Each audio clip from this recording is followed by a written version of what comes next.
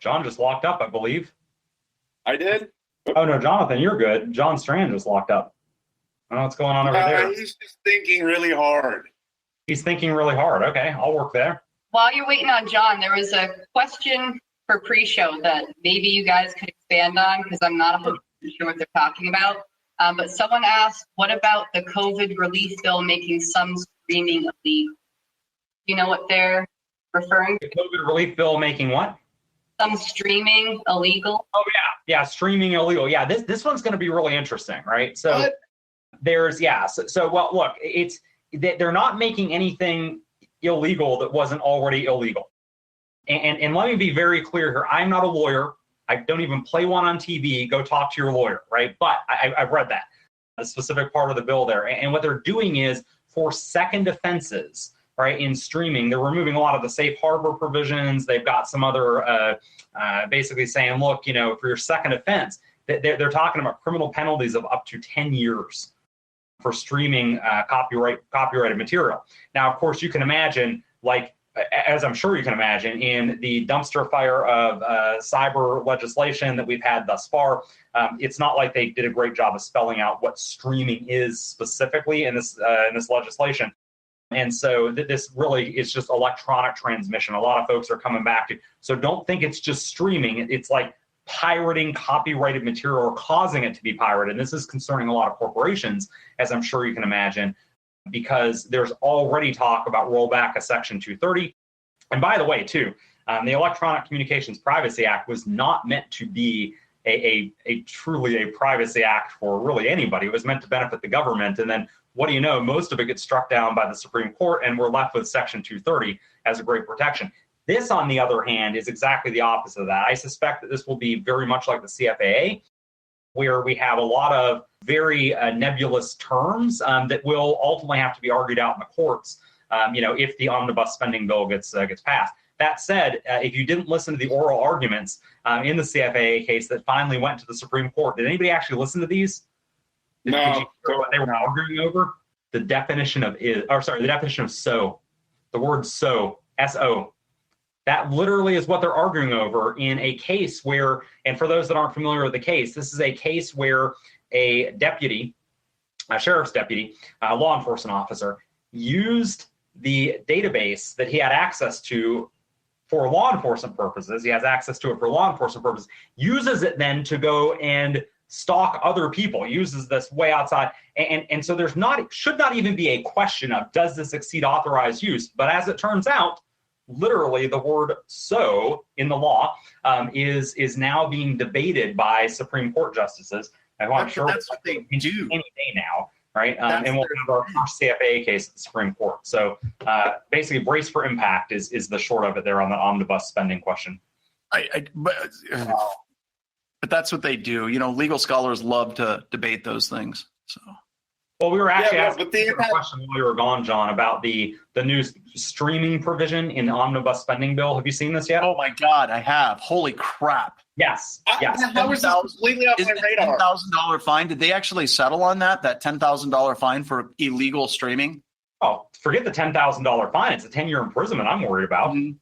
Right? I mean, the money, I'll cut you the check, right? I'm talking, and it's not just streaming, right? Remember, like, folks are changing the words here, and they're like, it's caused to be, it's transmit or caused to be transmitted, right? So it doesn't have to be streaming. It can be sharing copyrighted material, but come your second offense, you have $10,000 and 10 years in prison. And that gets into like memes and pictures and things like that. Well, yeah, now, if you remember, who was the senator a number of years ago? I think it was Strom Thurmond, that was talking about like BitTorrent and stuff. And they're like, well, we just need to pass a law where we can literally break into their computer systems and bring their system and destroy their computers. And this is right about the time that Jake started teaching with the SANS Institute. And I was still at Northrop Grumman. And I remember that we actually had conversations with higher up people that were like, wait a minute now. The senator just talked about this capability to go into people's computer systems that are sharing files illegally and then deleting their hard drives. We need to develop a project to do that right now as part of R&D. And it's like, what the hell is wrong with people? So when crap like this comes up, it has impacts. Like, there's people out there that start down that path. Like, oh yeah, that's the thing too. Like, to your point, John, people love to kind of step back, like these pundits on the on the fringe of whatever, and some new folks in the security like, oh no, that's not going to matter. And it's like, brother, I've been in the rooms, right? You've been in the rooms. Oh, absolutely. Too, where folks are already like, they're like, how do we capitalize on this? From a law enforcement side, I'm not knocking law enforcement, but bear in mind, every law that gets passed is another thing that they can charge, right? And they're looking at like, okay, how do we charge this as a step, in some cases, I'm sure, as a stepping stone to bigger crimes. And by the way, if you don't have this book, you absolutely owe it to yourself to get this book, How to Become a Federal Criminal. If you haven't seen this before, it is fantastic. There's a Twitter account called Crime A Day, and this basically is like the long form narrative of like all the absolutely bat poop crazy stuff that, am I allowed to curse on here? Are we good? Before we record, yeah, it's fine. Batshit crazy stuff that you can do that ends up making you a federal criminal. It's fantastic. Now, it was funny, Moxie Marlinspike, whenever he was kind of talking about, he still talks about the stuff, right? There were people that basically were using the argument of, if you're not a criminal, you have nothing to hide. And Moxie's take on that, I thought, was brilliant. He basically was saying, look, you wouldn't believe what is actually a crime. So even if you're a quote unquote innocent person, or you think that you're an innocent person, if all of a sudden you allow the government and people to intrude on your life at that level, they can find a crime, right? And it's not like some kind of, scary high level crime, like child pornography. They can find crimes and they can totally charge you with a whole bunch of garbage. And it's just people don't quite understand just how bad that is. It's crazy state laws. I think this one was fixed in South Dakota. More than 2 or 3 Native Americans vote constitutes a war party and is illegal. They will still enforce those laws if they want to, as crazy as they are.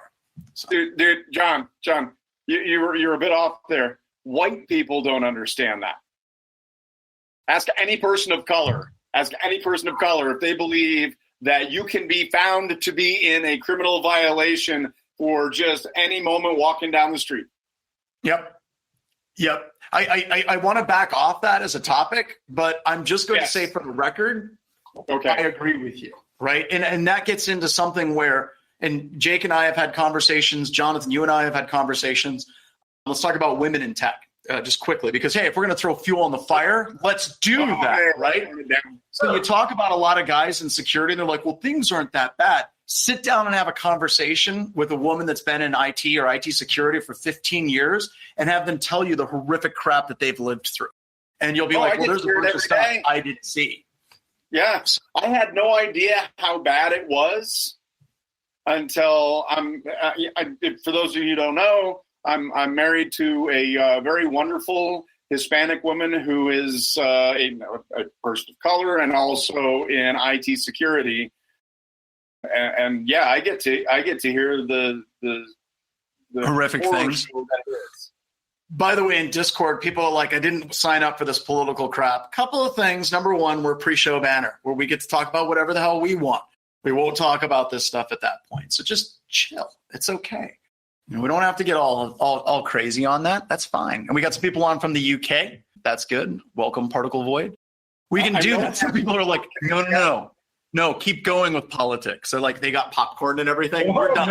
I spoke my piece. We're done with that. We got some people. Yeah. I will go off of politics as well, especially as we. I mean, hey, look, it's straight up the hour. It's all about SolarWinds. Absolutely. Yep.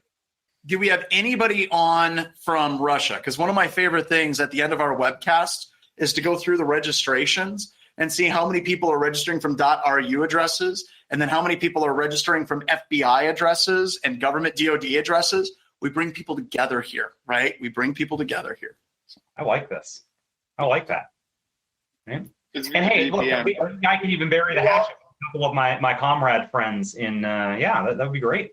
Of course, there's people on from Russia. John, by the way, you were incorrect earlier. There's 3 Dakotas. There's 3 Dakotas? Okay. 3 Dakotas. There's the North and South, of which you're aware, right? But then there's West Dakota. You just didn't know about West Dakota. Some people call it Eastern Montana. Oh, yeah. But we know it's West Dakota, the capital of which is Billings. Very true. Montana is very true. But it stops just east of Red Lodge, the ski area. I've noticed that Montana claims all the good ski areas. Like, let's get past that. No, well, Montana has them. West Dakota doesn't. No, they don't. Well, yeah. So are you excited about the train system they're putting in Montana? We're going to talk about Montana stuff because we have like 1,000 people between YouTube and this now. They're going to listen to us talk about train systems in Montana and how awesome that is. But at the end, you have to relate it back to cybersecurity. Oh, my God. Oh, trains, security, critical infrastructure? Come on. It's Off-ball. You know what? I am actually excited about any sort of better transit that is across Montana. Because right now, where I live in Missoula, in order to get to most of the places downtown, the easiest, fastest route is for me to hop up onto the interstate because it's just a quick hop up onto I-90 and then it's a couple of exits down, and I'm downtown by the university and downtown and stuff. But these days, the traffic is slowed because somebody east of Missoula is building a wind farm. And do you have any idea how big the components of those devices are? They're monstrous. And let's talk about a cybersecurity component. My cousin actually does service and maintenance on those. And like they take security really seriously with some of them. And I didn't quite understand why. I'm like, it's a windmill. Like, why are you worried? Apparently, you can detach the generator from the blade and then disengage the brakes. And those blades get going so crazy fast that whenever they fly apart, it's like a bomb going off. It is insane. Like, it'll take out a whole bunch of houses. There's videos of this online. Like, It's scary. So, no, I get, okay. Oh, sure. Why wouldn't it be a smart windmill with a function where you can, over the network, disengage the generator from the blades? Of course, somebody just put in Cryptos just put in, and it's running Windows XP. There you go. Yeah, of course it's running Windows XP. And Juicebox too. So was the MRI machine that I just stuck my head into last week. Oh God, yeah. So it's crazy.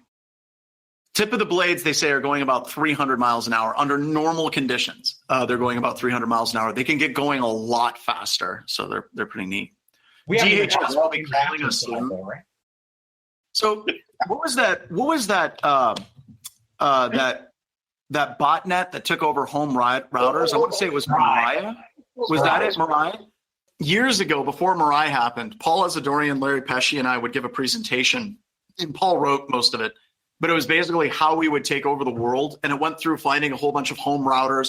Paul scanned the entire internet of Eastern European countries and in Kuwait and found a bunch of routers with default passwords, default things. And he's like, you would go in, you would reconfigure their DNS settings, you would compromise the systems on the other side. It was basically exactly what happened with Mirai. And I think it was like 2006, 2007.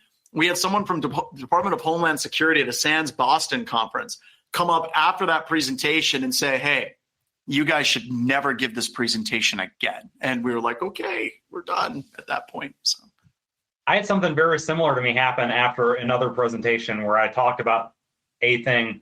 I'm not even going to get into the what thing, but talked about a thing. And I had, before I even left the conference, had a discussion with people, credentialed people in suits about the whole so let's just not ever call attention to that specifically again. And it's like, and then of course, again, thinking about, of course, this book wasn't written at the time, but also having seen the games that get played, I'm kind of like, yep, there's probably a spot where I stepped on a snail on federal land and, or at a minimum, making the allegation of such could tie me up for weeks, months, whatever, right? And so, yes, all that.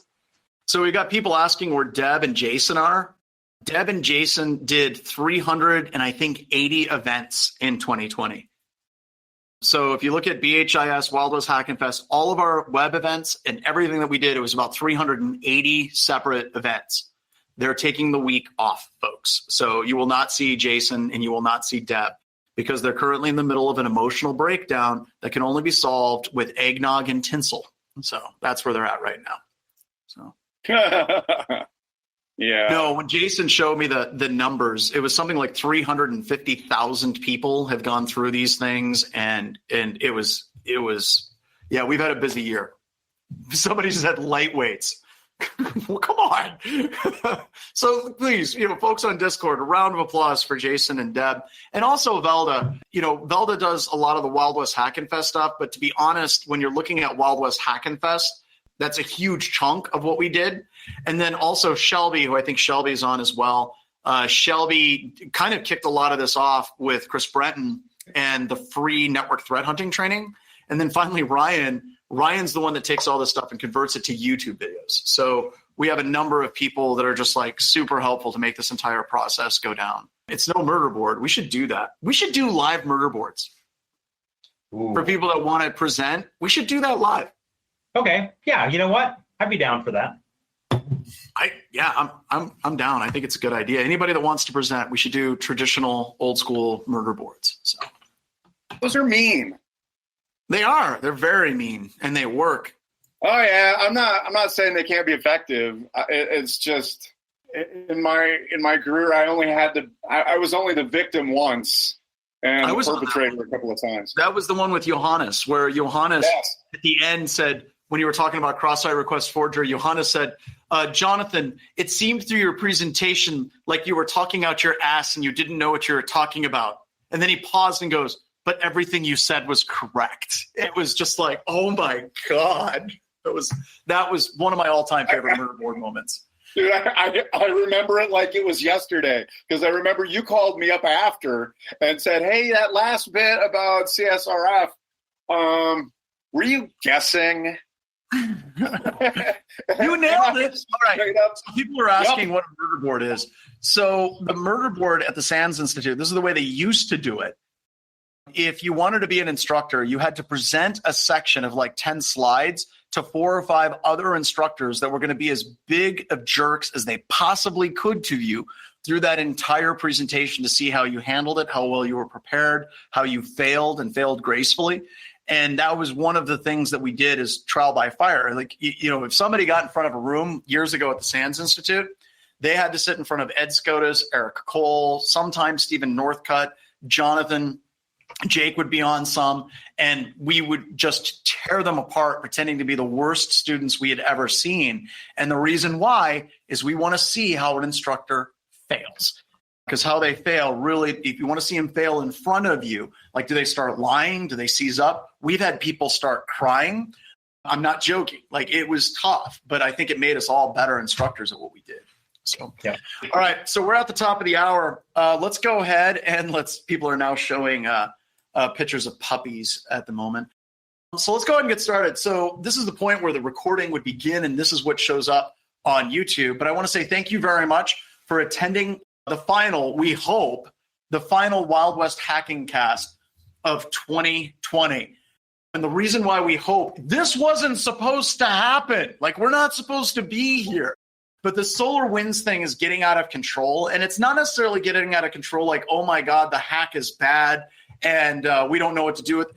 The hack is done, folks. Like, it's over. And we're going to talk about this in a lot more detail. There's not a lot that you can do about it. So we need to start bringing some sanity to this. We need to stop panicking, and we need to start planning on how we're going to deal with things in the future.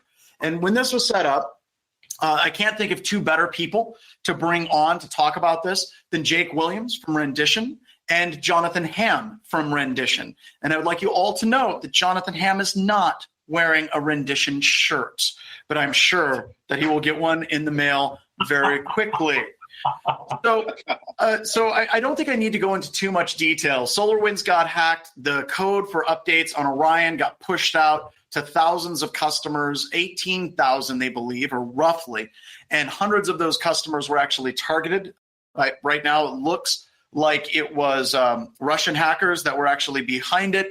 But Jake, correct me if I'm wrong, we don't want to get into the IOCs of, what are the domains, the IP addresses, the malware. Why do we want to stay away from that as a topic? Well, first off, it's way overplayed now anyway, but separate from that, right? You probably already have dove into that, and if you haven't, it's too late now, right, is the reality. These are attackers that are performing active counterintelligence operations, and the second any of those IOCs are produced and are made public, they're obviously changing those signatures. Just from a reality standpoint, that's just not going to be helpful for us. And then again, just like we said too, it's been covered to death. And honestly, it's probably not going to help you down the road there to focus directly on IOCs. So Jonathan, you're the one that kind of pulled this together. Like, what was it, 4 days ago? You're like, we should do this. What were some of the main reasons? Like you had mentioned that there's a whole bunch of people in the industry that are talking about it, but you felt like they were kind of missing the point of this, what we should be taking from this, some of the fundamentals, what we have to do moving forward. What do you think has been missing from the conversation on SolarWinds that we needed to discuss here? Oh, so much sanity. And yeah, what triggered it, and again, we pre-talk banter, no more politics, but what triggered it for me is I do watch a lot of news on TV, and I'm a politics junkie. I'm paying attention to what's going on all the time. And the particular news channel I happen to have been watching kept rolling out these people talking about the SolarWinds breach. And the same news channel, when they're talking about COVID, every person they have on is a frontline doctor or an epidemiologist or somebody who's an actual expert talking expert stuff about COVID mutations and CDC guidelines and all that kind of stuff. And then they were talking about SolarWinds, and they're talking to senators, and they're talking to other people with absolutely no expertise whatsoever. And they're all saying the same crazy, stupid stuff about, the sky is falling. And I mean, I appreciate the reference to CISA and stuff that they were giving, but I just wasn't seeing how any place, anywhere, sanity was getting promulgated. Now I saw Jake put out a webcast or Sands that was a great, big, huge breath of sanity. But I felt like, even no offense to Jake, I felt like there was even more that needed to be said and could be said, especially as the time shifts a bit and things continue to move on and we find out a few bits more about what did happen and what we need to be thinking about to think about this clearly and sanely. And I figured, you know what? You know who should talk about this more? Jake and you, John, and that's why I thought, you know what, maybe the three of us ought to get together and chat about it a bit, and maybe we can put some sanity out into the field. So let's talk about that sanity. We were talking about it at the beginning in the pre-show banter, but I think our firms, right? We're getting lots of calls from customers that are like, we need to know, are we currently being breached? Do the Russians still have access on the inside of our network? And they want us to look at the IP addresses and the domains that were used in this particular attack. And the thing that I really want to get across right now, and it's almost insensitive, is it's over, folks. Yeah. Like, from a SolarWinds perspective, you're not going to get out in front of it. You're not going to stop the attack. You're not going to block the IP addresses because Microsoft and DNS providers have already shut those down. The C2 channels are dead. The party's over, right? It's like the parents were returning to the house at Weird Science, right? The damage has been done. The couch is in the front yard. You have children that have been turned into frogs. The damage is done. And I think what we need to do is stop focusing on the indicators of compromise and saying, here's the signatures for the files. Here's what you do to, look at the domains. It's over. And instead, we need to start focusing on, how do we move forward to make sure that this crap doesn't happen again? Or if it does, it doesn't happen at the scale that this one did. And Jake, you had mentioned as well, we really need to go back to the fundamentals. I think there's a lot of people that are like, we need better signatures. Here's the sticks file for this. Stop. We need to focus on the fundamentals. So if we're looking at this attack, Jake, and then Jonathan, I want you to answer it too. How would the fundamentals have been able to help this particular attack for the companies that got compromised? Let's leave SolarWinds till the end because they had horrific security. They had a CISO that was telling them that the barn was burning. No one listened. They had passwords of SolarWind 123. Let's leave them out of it for a second. Let's talk about what fundamentals organizations could have had in place that would have helped detect this. Yeah, sure. I mean, look, first off, it's DNS, right? DNS log. And we've talked, John, for years, and Jonathan as well, for years about using DNS. In fact, I remember at one of the IONS forums that we were at together, where I think we got pitched the question together. I believe I was sitting in one of your sessions, and then we got pitched the question kind of together of what are your most valuable hunting artifacts? And I think both of us were like, DNS and NetFlow. Like, give me those two things first, right? And then shortly behind that, I need my domain controller, and their really domain controller is sitting in as, the more specific version of IDP, my identity provider. I need my identity provider logs. That's the kind of stuff I want right off the bat. And not only do I need them, I need retention on all that data. Right? If you use DHCP in your network, NetFlow, hey brother, NetFlow is great, right? But if I don't have the DHCP logs to go with it, it's trying to tie it together like, is a nightmare. You've got a problem. It's like, where? And you're like, I don't know. And so we've got to have that, but we need retention. Even if you assume that the SolarWinds piece starts in March, and I have good evidence at the moment that that's probably not when everything begins, although we're not getting into what, when, how, far back, et cetera. Even if you believe March, that's 9 months of retention. Do you have 9 months of that? Because if you do, great, you can go back and look.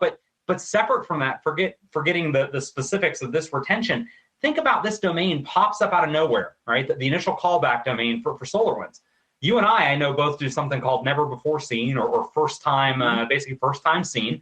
And so then the question is, why is this weird domain first time for the first time ever, right? Seen, beacon out. And by the way, too, who did it, right? Because that would be, obviously I have tons of these every day, right? But if one of them only comes from my Orion server, brother, you better believe that one bubbles right up to the top, right? Now, in big networks, this is harder to do. Nobody said it would be easy, though. At the end of the day, though, that's where I'm starting, man. Fundamentals.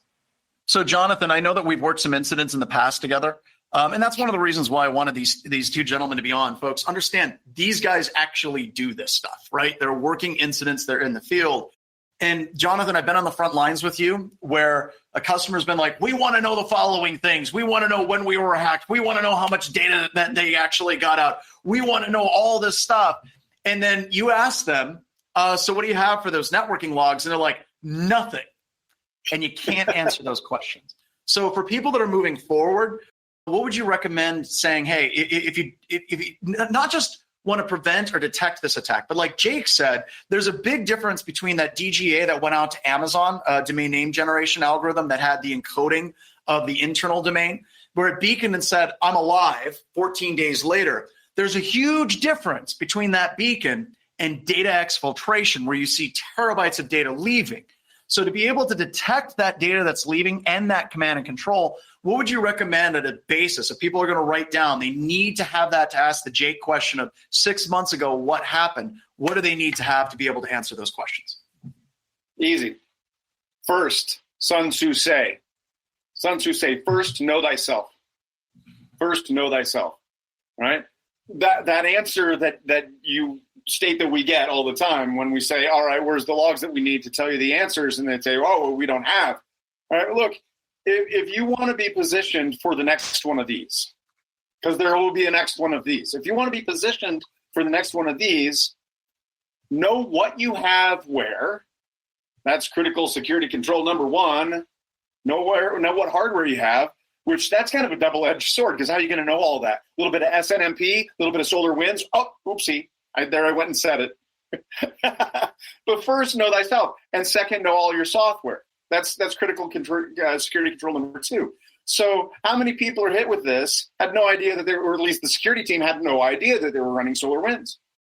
Jake, you talked about that a week ago even, where SecOps has no idea that NetOps has even deployed that, because there's just this disconnect between network ops and SecOps, and we just don't even know. So we don't know what we have.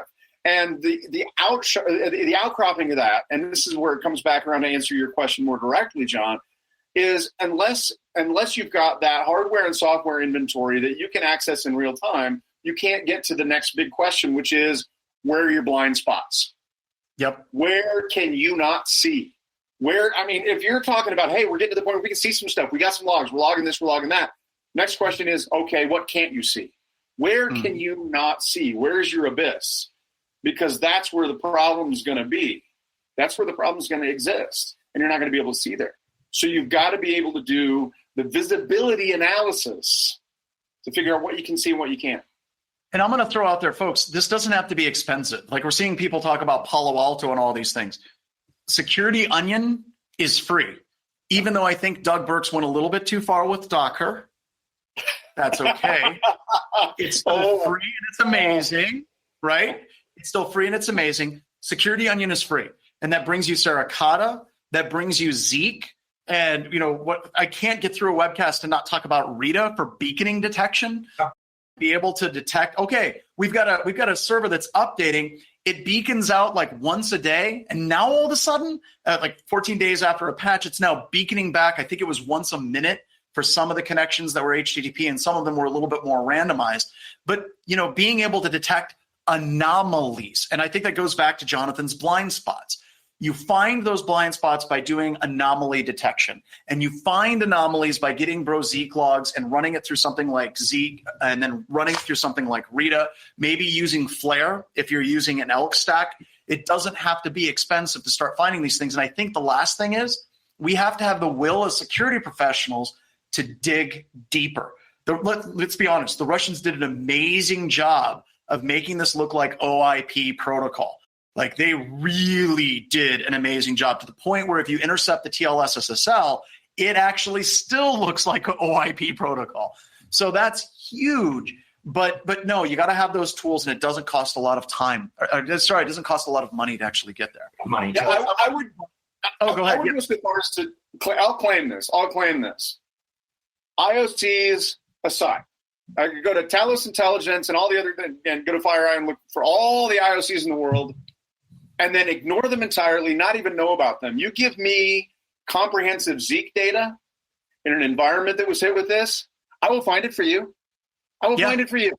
I can find it. Just give me the Zeek data. Comprehensive Zeek data, and it's free, like John says, free on Security Onion, easy to install, easy to get rolling.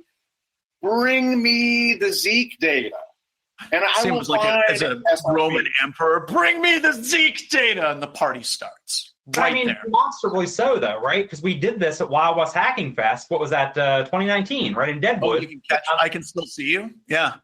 Yeah, I mean, I can still see you. Exactly. I wrote a new command and control. We did not discuss this with Jonathan. One of our customers was nice enough to let us drop it into their network, and then Jonathan hunted for it and found it. I mean, it was sneaky command and control. And there's only, I'm going to be straight here and say there's not a lot of people in the world that would have like sat down and been like, I found you, I got you, right? But again, back to the fundamentals. And we had NetFlow there, we had Zeek, and we had PCAP, right? Now, granted, the PCAP is a little bit, most people probably don't have that, right? But you found it was Zeek originally. Yeah, and that was exactly right. It wasn't that I had PCAP. It was that I used the PCAP to create the Zeek data that I needed. And once I had the Zeek data that I needed, even as if it were just Zeek taken live, I didn't care. I did not actually need the PCAP.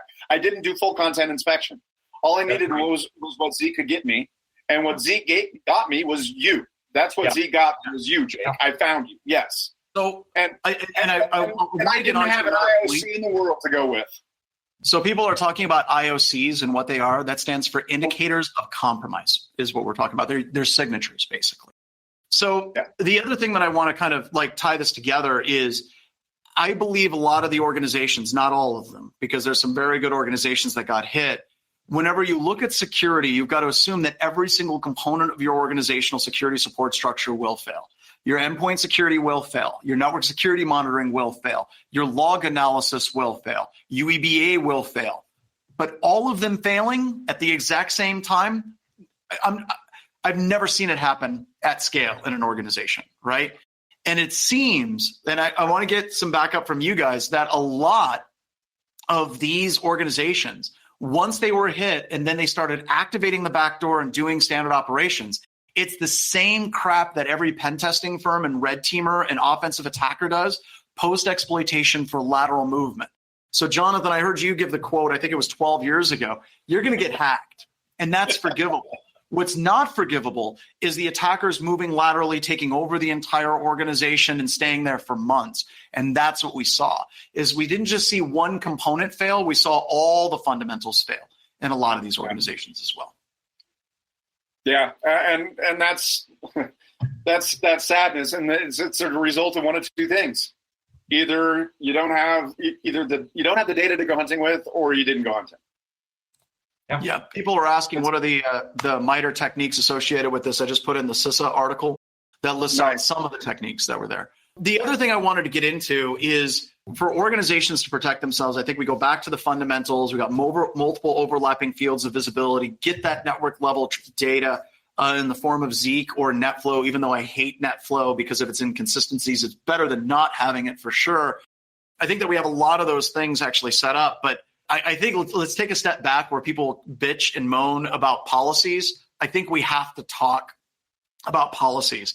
There are some policies in organizations, there's policies at the national level that need to change. And one of the things I want to put out there is, do we need to start listing software as critical infrastructure? We talk about critical infrastructure for SCADA, ICS systems. We talk about trains. We talk about windmills. We talk about all of that. But is it about time that we start coming up with a registry that says, hey, if this software is used in every single government organization or a huge percentage, that there's software development companies that have to be held to a higher standard for software code review and for organizational security posture assessments for these organizations? Because look, when you're looking at what happened with SolarWinds, we know that SolarWinds security was a dumpster fire. One of their former CISOs came out and basically said, when I worked there, it was a dumpster fire. It was bad, and they still did nothing about it. Do we need the government to actually step in? Do we need a separate council, kind of like PCI, to step in and say, hey, if your critical infrastructure is software, here's the standards that have to be met? In theory, I 100% think you're probably on the right track. In practice, I'm not sure how much that moves the bar. But then again, I said the same thing about DoD 8570. Now I think 8140 or something, whatever. The requirement that every Department of Defense person that touches a computer, administers computing resources in any way has to have a security cert. And I said, this is just hogwash. It's just not going to work. It's not, but it did. And I know folks are going to be like, no, it didn't, whatever. I was there. I'm telling you it did. The thing that changed is that when I went and talked to a systems administrator, and I'm like, look, understand why this is violating the principle of least privilege. I didn't get like, principle of what? Of what? We could have an adult conversation, right? Not a romper. And that really, so I don't think that anything we're going to do from a regulation standpoint is going to be perfect, but I do think that I think it's coming. I think it probably needs to come. And there may even be a further discussion, John, about nationalization of some of our software. That some countries have their own operating systems. Like Russia, North Korea. What's that? Like North Korea. Yeah. Well, I mean, but seriously, Russia, a year and a half ago, started talking about building their own, email clients and their own, wanting to get completely away from Exchange and Outlook. They're taking the supply chain thing very seriously. We may not be quite as seriously, right? So I think some changes have to be made there. I'm just positive that whatever they are going to be imperfect in implementation, because of course. We've had a lot of people bringing up the cybersecurity maturity model certification. This kind of springboards off of what Jake said, where you can have a certification, right, folks, where you can say, hey, these are the minimum things that you're going to do to secure an organization. There's something completely different to actually being a secure organization. And I think that kind of speaks to Jake's previous point, where you can have all the certification and accreditation that you can possibly put on an organization, and they can still be wide open. I look at SOC Type 2 audit, right? Everyone's like, where's your SOC 2? Do you have that set up? Or FedRAMP, right? People are talking about that as well. Is that actually making organizations more secure? And usually when we're working with those types of audit frameworks, they don't, because people are just, what is the absolute minimum to get the checkbox so we can move on? But there's some truth to what Jake said, where as bad as that may be, it shifts the industry. You're still going to have outliers. You're still going to have people that are failing at certification and accreditation. You're going to have people that lie. They're going to hire audit companies that will give them a passing score without actually looking deeply in that organization. You're still going to have that. But I think it does actually move the entire industry forward. I think we really get into tough questions of how much does it move the industry. You have some people like Jeff Mann on Security Weekly who talks about PCI, who believes it's moved it quite a bit. And I think he has some valid points. If you look at PCI, there's people like me that get very angry about the 7-character minimum password length. And I sure as hell think that I have a valid point about that being stupid.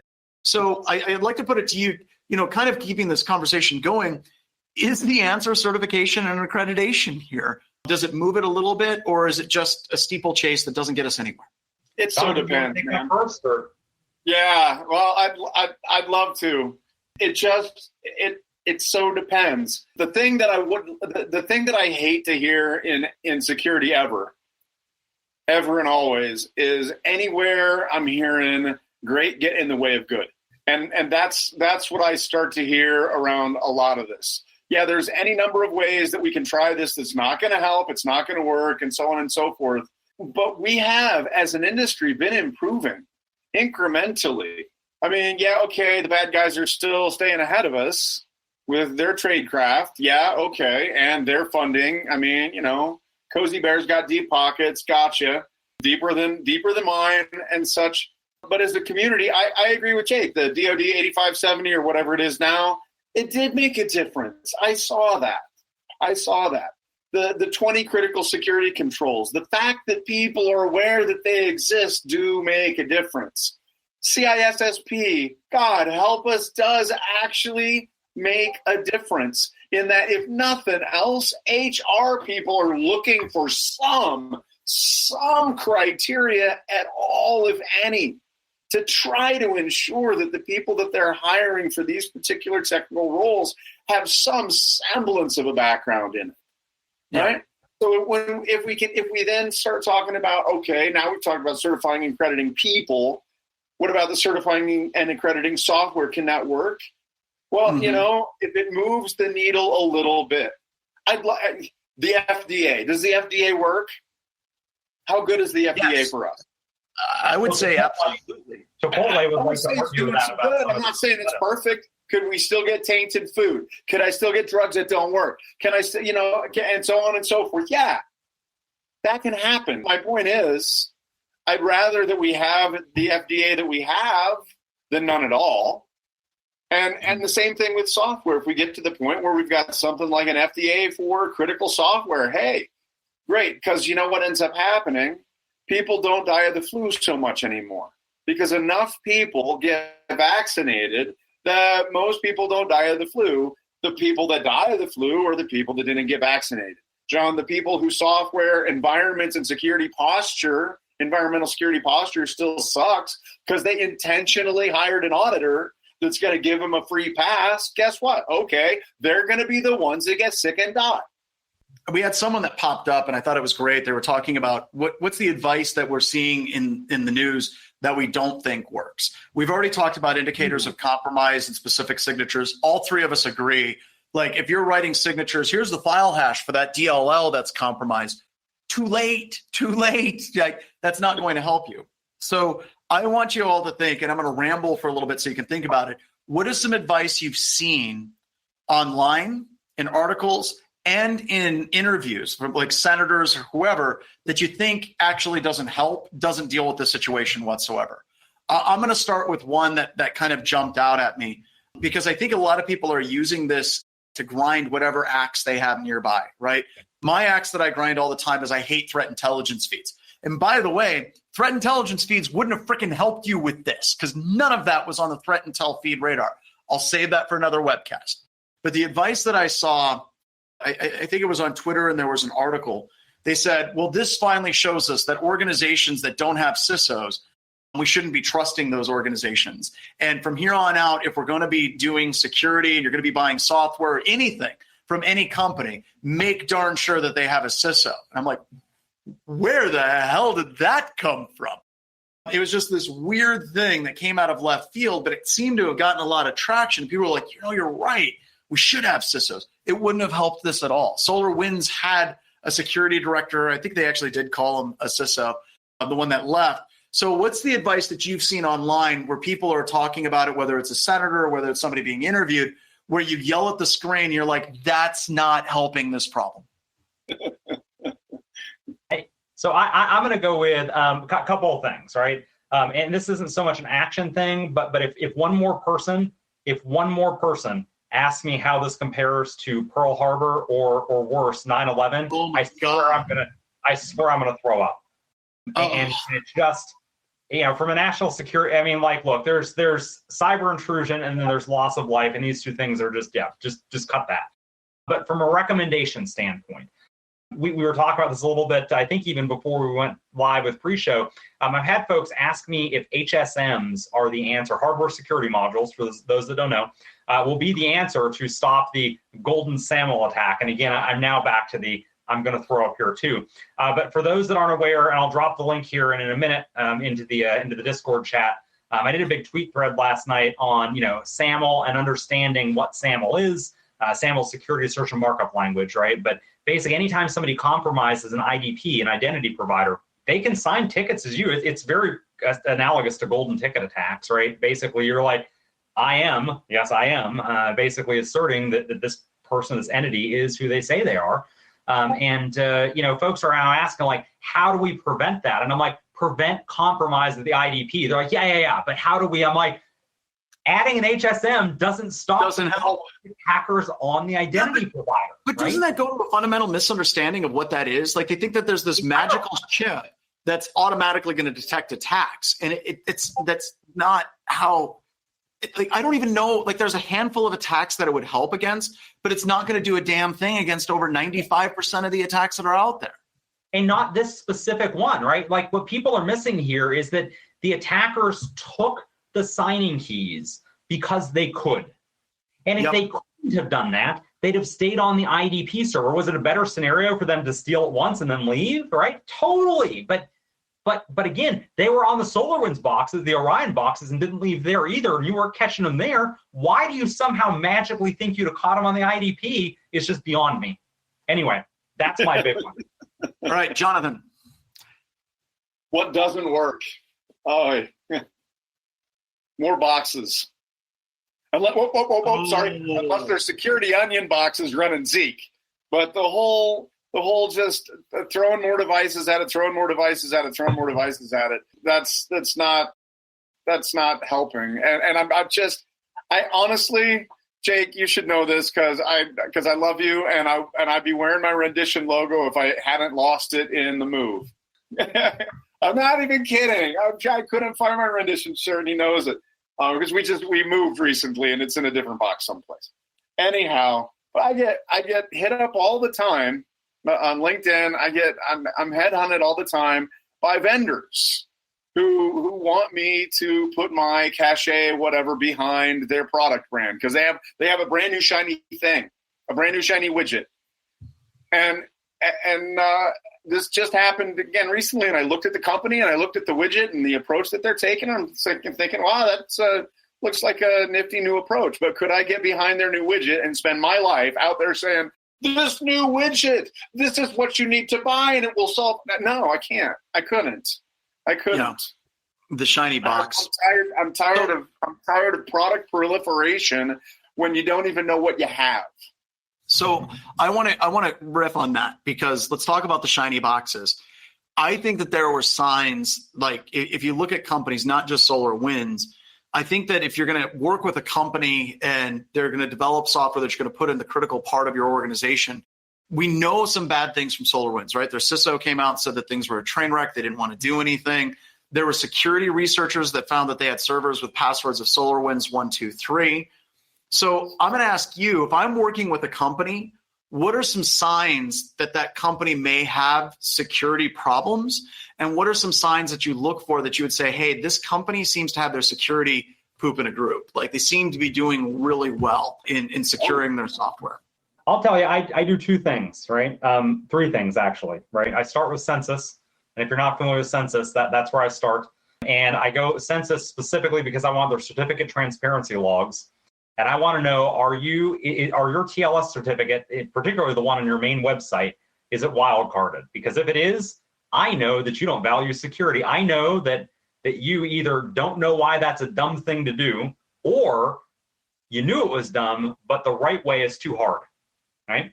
I also look through Census specifically for lots of other down-level certificates that you may have signed and forgotten about or requested. You didn't sign them, but requested and then forgot about. And then I pivot from that over to Shodan. And very specifically with Shodan, I'm not interested in today's results. I'm interested in the historical scan results, right? Because we've probably all heard the term lipstick on a pig before. And oh brother, there are a lot of organizations that suddenly get a big cash infusion, right? So whether it's like a Series B or whatever, but if your security was a train wreck up to that point, right, or whatever it was, like that doesn't mitigate you making some changes now. It doesn't really mitigate previous risk, right? And so I like to have that coming in. And I know I said there was a third one here, and I'm drawing a blank. It was Census Shodan and the Garbahe. I can't remember the third one, but there's definitely some like outer signs of let's call it, I don't want to say negligence per se. And now I remember what the third one was. If I get any information about their internal domain names leaked to like not the domain, right? But well, John, I mean, we do tons of merger and acquisition due diligence at Rendition, and I routinely have the internal domain names. I go hit dark web search, and I know I just touched the third rail saying the word dark web search, right? But I do, right? I am looking for that, because if it's an internal domain name and it's not test.local, right, then if it's something unique and I find a bunch of information there, oftentimes during these cybersecurity, due diligence assessments, merger and acquisition due diligence assessments, we find that there's an active breach or active breaches in the organization that they didn't know about before, right? Our tagline, of course, says don't buy a breach, right? But look, reality-wise, those three things alone are ginormous for understanding. And obviously this isn't due diligence for merger and acquisition, but it is due diligence for someone that you are placing a tremendous amount of trust in. When you double click on that application installs trusted installer, and you're like, hey brother, here you go run on my network. So Jonathan, what's yours? If I'm working with a customer who's already identified a product that they're considering, and it's going to be, it's going to have obviously real security implications of any software product, and I'm working with them on that, I'll use that evaluation process, and I'll come up with a technical question that's deep enough and hard enough that I'll get myself to talk to an engineer, and I'll talk to an engineer inside. And yeah, I have this technical question about how this thing works, whatever.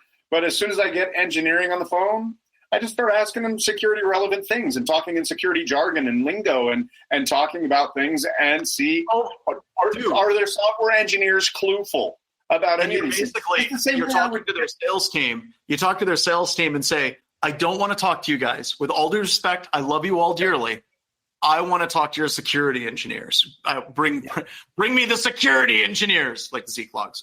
We're building. Yeah, I mean, even if because I've done this so many times. If I'm talking to an intern, whether for my own company or for somebody else, and they're fresh out of school with their shiny new CS degree, right? I'll ask the question, and I've said this so many times. I'll ask the question: while you were getting that shiny new CS degree of yours, did any of your professors ever tell you that you need to check the bounds on your input before you shove it into a buffer and process it? Just to see if they've been told. And these days, it's gotten much, much better. These days, most commonly, they'll say, yes, we got told that. But then the follow-up question is, okay, did they tell you why you need to do that? And unfortunately, still to this day, the answer is most commonly because my code will be unstable if I don't. Yeah. Oh, God. Yeah, I'm not even kidding. I'm not even kidding, because we're not teaching security fundamentals for developers in our CS programs. And so if I can get on the phone with a dev, I will ask questions that will show me, have they got a clue? And good firms won't have a problem doing that with you. I know that bad firms, their sales team will be like, sorry, they're busy. Sorry. They don't want you to get on the phone with their dev team, because as soon as you start talking, you're speaking a completely different language, and the sales team has lost total control of controlling the narrative of the sale, right? Yep. So by getting that security team on, getting that dev team on the phone, and you start asking them questions, they've lost control. But a good firm will be like, no, I trust my devs. Let's roll with it. So I've got a couple that are a bit weird. My first one is, and they seem like complete opposites of each other because they are. We talked about CISOs or directors of security. If you look at a firm and they've rotated their director of security like yearly for like 2-3 years, stay the hell away from that company, because CISOs leave companies and they get fired. That happens all the time. But when you see churn at the top level of an organization at the security role, it takes a CISO a few months just to get their feet underneath them And if you see them leaving in a 12-month period or right after a 12-month period, that means they're working at a company that's a dumpster fire. A story on this. There was one company that did a lot of software development, and they got a new CISO, and they flew me down to meet the new CISO because their company was running in a place that I wanted to go to. And I sat in a room, and I talked to their developers, just like Jonathan said. And they were running web apps, I kid you not, that were built on Access databases. You remember the Access database where you can build a web form in the front end? They had a bunch of their critical infrastructure was running in Access databases.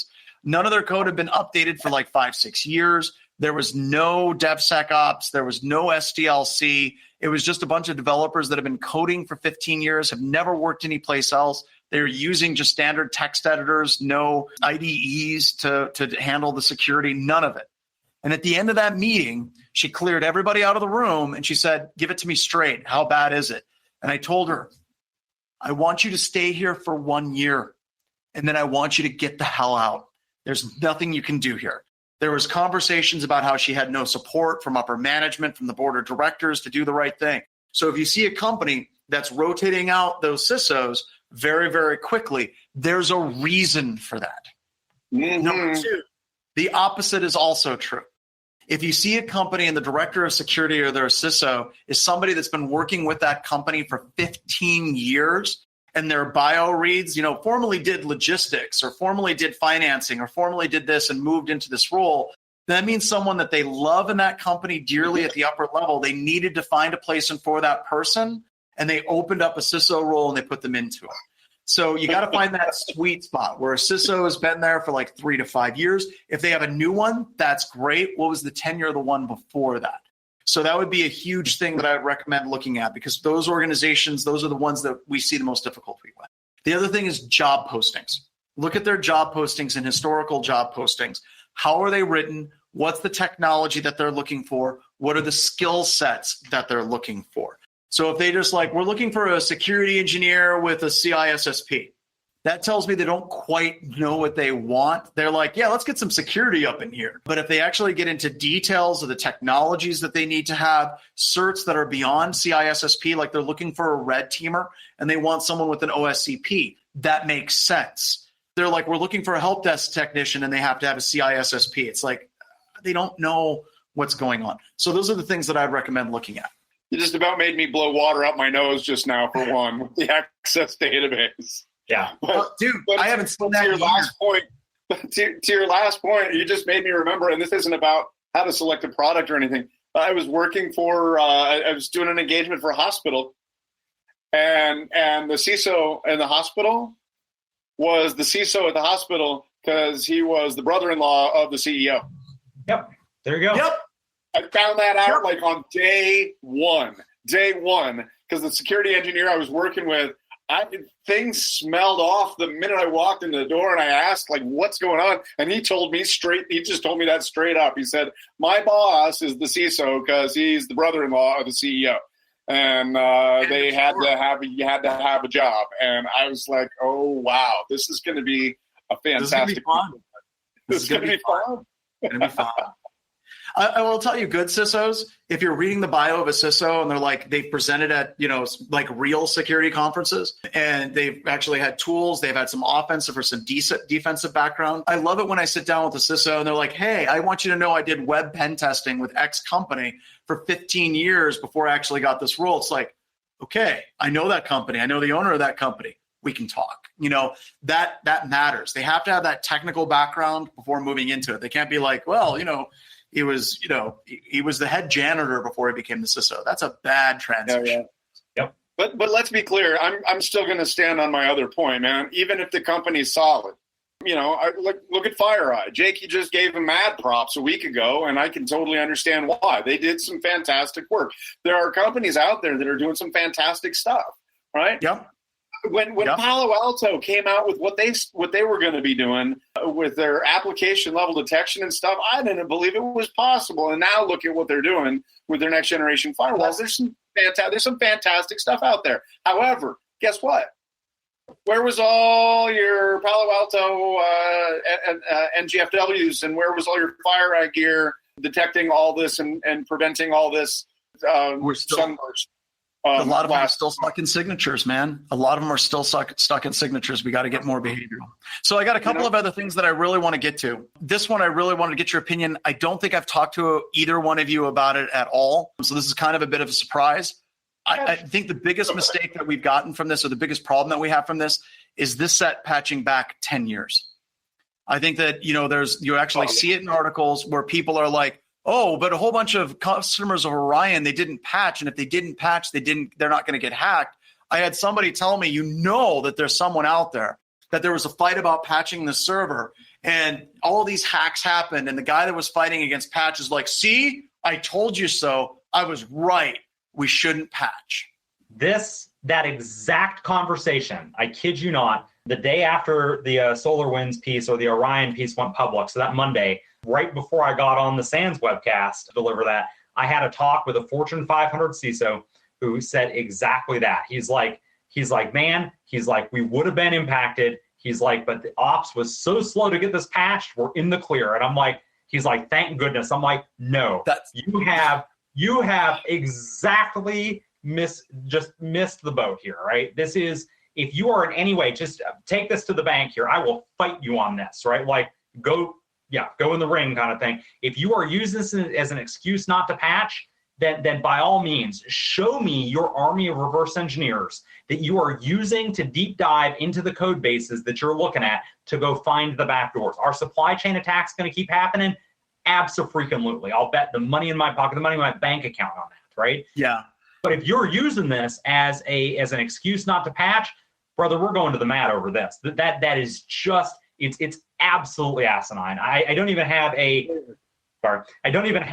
good term at this point to or a good analogy to explain how backwards that thinking is. So yeah, to that point, just don't do it.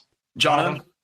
I think you blew it in. You blew a vein in his head. One of the difficulties of having a conversation like this three-way conversation we have is much like the difficulty I have on the Twitters, and why I almost never tweet. If you notice, I almost never ever tweet. It's because something will happen in the universe that I feel like, I gotta say something about this. I'm about to, and then I think, wait, let me go see what Jake just tweeted. I go see what malware Jake just tweeted, and I'm like, and I'm done. That's how it's that quick, right? And then I just don't have to. Jake, I tweet by proxy. Jake is my proxy for all tweeting, because almost never does he fail to say something that I would have said. And here we have it once again. What Jake just said. Really, what Jake just said. It's incredible to me. But I'll throw this, I take things back into the biological realm a lot, and not just because of current events of 2020 and the pandemic. All right, I've been doing that my whole career because of my medical background. I think in biological terms quite a bit. And that's like one person, one time, had an allergic reaction to a vaccine. So now let's all just not get vaccinated. What? No, stop with that. That's crazy. That's crazy talk. But that's what we're going to be dealing with. And I think that this just made attackers' lives easier for the next 5 to 10 years. Oh, yeah. And we've got tons of examples. Like you talk about people that, we patched our Windows NT system and it crashed, so we haven't had a good patch policy, or we wait 3 months. And that's getting to Jake's point. Why are you waiting 3 months to deploy patches? We're just waiting. What are you doing during that time? Are you pulling up your Pro? I mean, yeah, you're just waiting. What exactly do you expect to gain from that activity? That's mind blowing. Jonathan, by the way, the vaccine thing is perfect. It's perfect. And from an analogy standpoint, I was trying to come up with one, I just didn't have it. But zero logon is my counteraction to this, right? If you're going to tell me oh, thank goodness, right? Then I'm going to tell you, hey, and by the way, then you were pwned by zero logon, right? Which is a much huger threat, right? So which patches precisely will you not be applying now, right? Precisely which patches will you not be applying now? That's just the ones that are going to become now. That's the So I want to tie this in. We have 10 minutes. I think that, for people trying to find some guidance moving forward, I think number one, take a deep breath. You're not going to beat SolarWinds. It already won.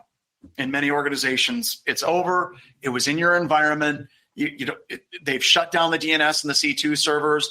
The Russians have moved on to other things, and that's what you should be worrying about.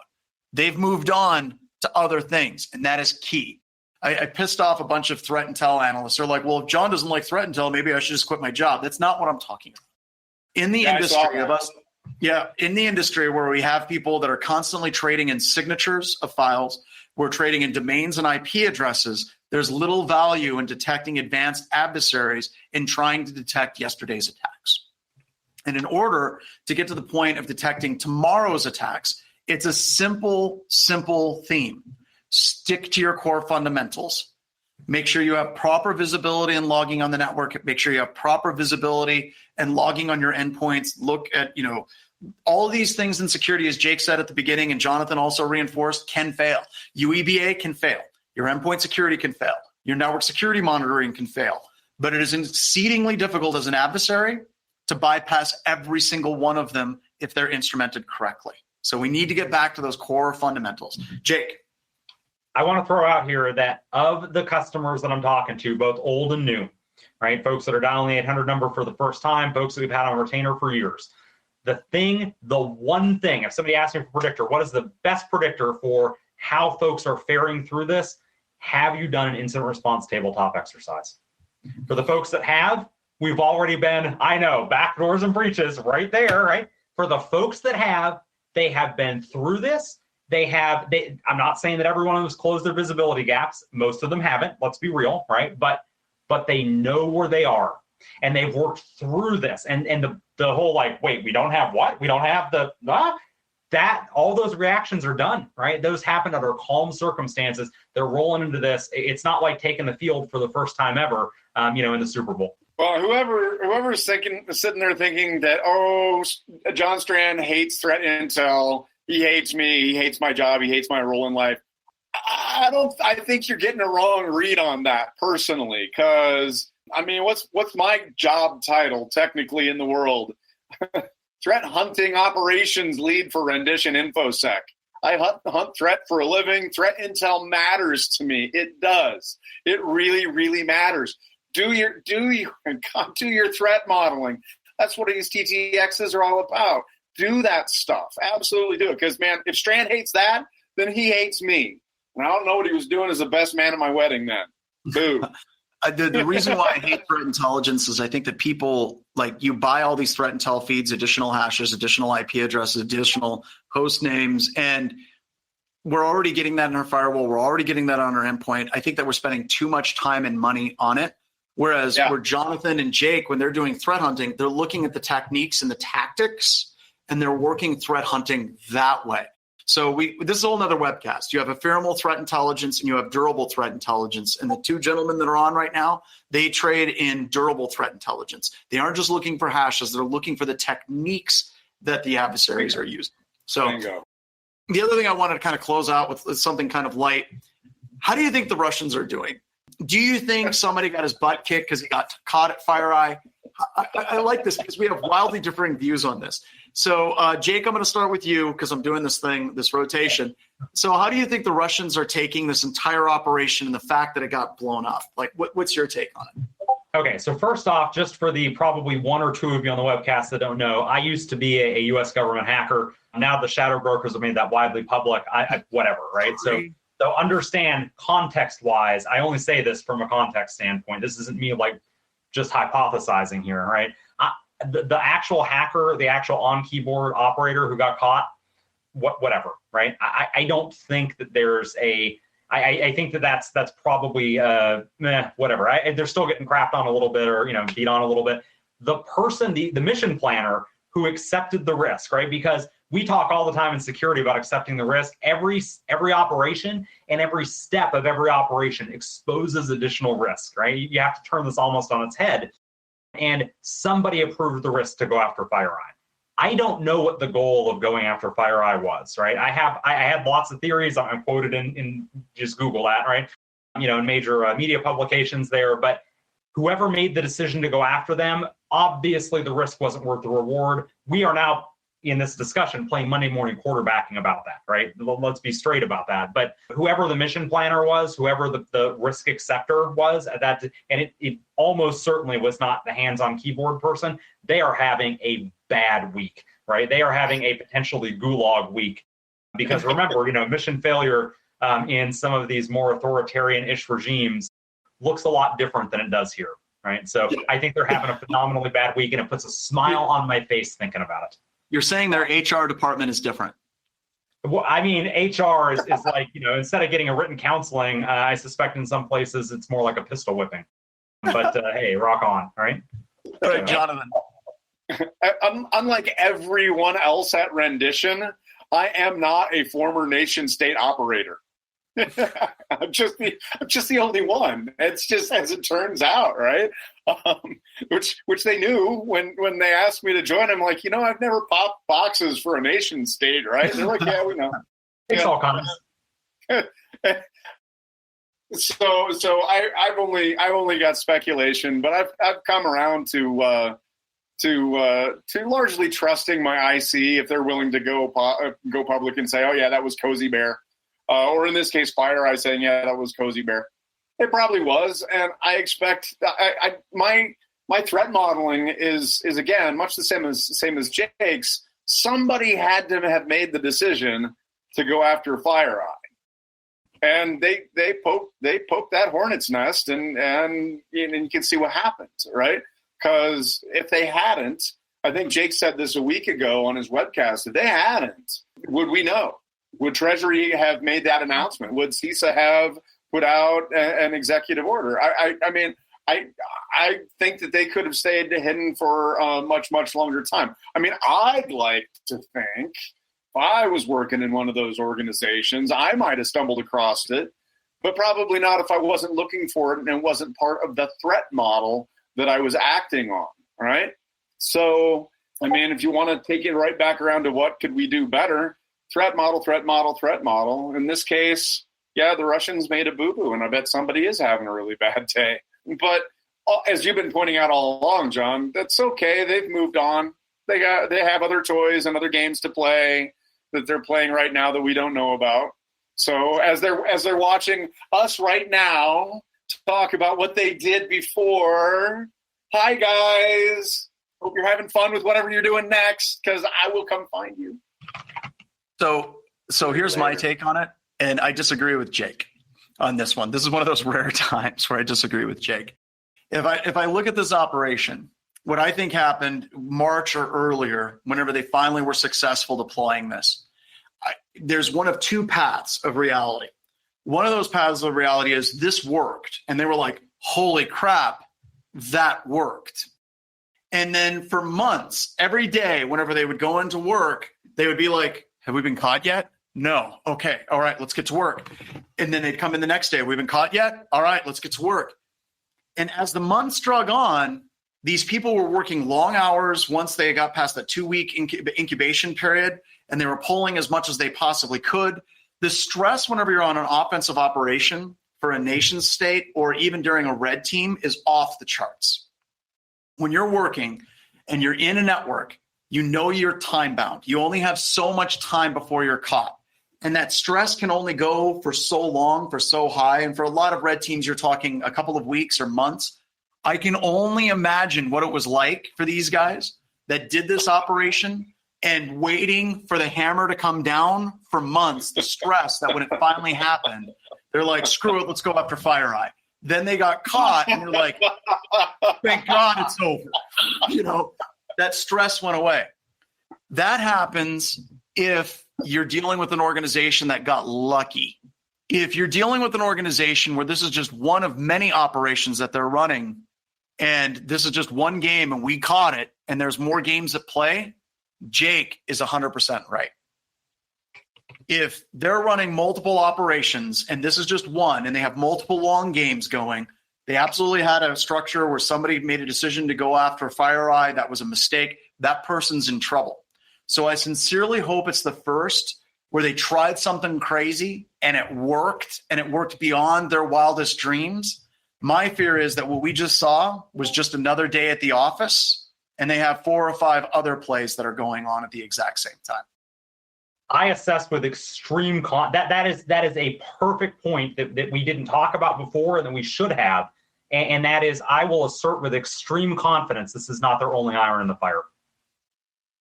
That there's no way. I'll second. Yeah.